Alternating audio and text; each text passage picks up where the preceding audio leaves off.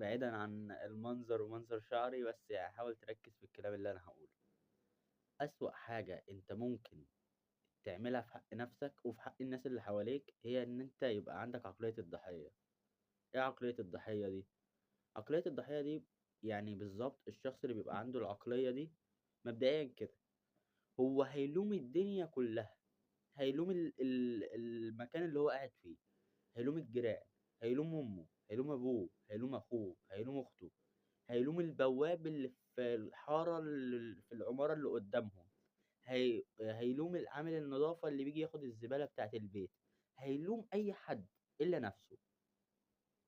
هي دي عقلية الضحية. عقلية الضحية باختصار هو الشخص اللي بيلوم أي حد في أي حاجة، بس ما يلومش نَفْسه.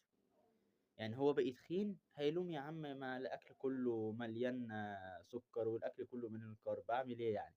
مش هيلوم نَفْسه إن هو مش مانع نَفْسه عن الأكل، ومش هييجي يلوم نَفْسه إن هو مش بيتمرّن، ومش هييجي يلوم نَفْسه إن هو ما بينامش بدري وما بيصحاش بدري عشان هرموناته تبقى مضبوطة. هو مش هيلوم نَفْسه، هو هيلوم أي حد حواليه، وهيلوم أي حاجة في أي حد في أي وقت، يعني هو هيلوم أي حد إلا نَفْسه حرفيًا. ولو وصل بقى لمرحلة إن خلاص كل اللي قدّامه غلّطه، يخش في التانية بقى التبرير. أصل أنا يعني ضربت الواد ده ليه؟ أصل شكله مش عاجبني مثلًا، فاهم؟ هيقعد يبرر، يقول تبريرات غير منطقية لحاجات غير منطقية برضه. يعني مثلًا يا ابني أنت مش بتتمرّن ليه؟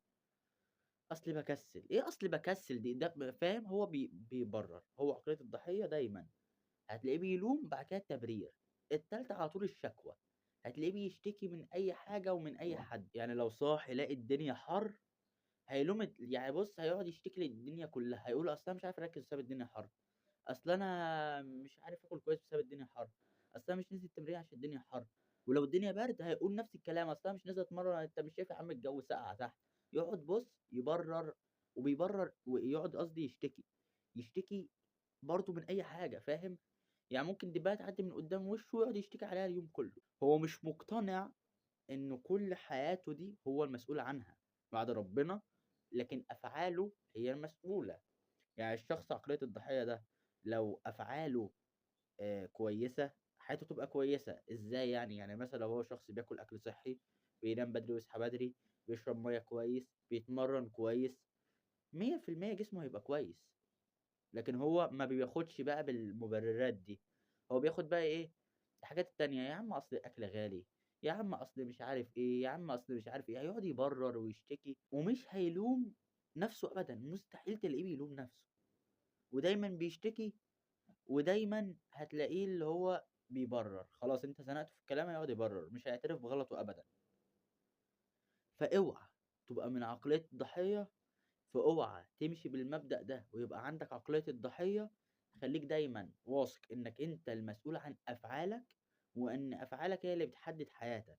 يعني لو أفعالك النهارده تجاه الحاجات اللي أنت بتعملها كويسة، حياتك في المستقبل هتبقى كويسة، وحياتك الحالية هي نتيجة أفعالك قبل كده. يعني أنت لو كانت عاداتك اللي فاتت كانت كلّها سيئة، فطبيعي حياتك هتبقى سيئة. لو عاداتك في الفترة الجاية التزمت مثلًا بعادات أكل كويسة، التزمت مثلًا بعادات تعلُّم مهارة، التزمت مش عارف بكذا وكذا وكذا حاجات كويسة كتير، هتلاقي بعد فترة حياتك كلّها اتشقلبت. لكن طول ما أنت ملتزم على عاداتك السيئة، تفضل حياتك سيئة. وده مش موضوعنا دلوقتي، أنا موضوعي دلوقتي اللي أنا باتكلّم عن عقلية الضحية، وهي اللي هو دايمًا بيبرّر، دايمًا بيشتكي، ودايمًا بيلوم الناس كلّها وما بيلومش نَفْسه.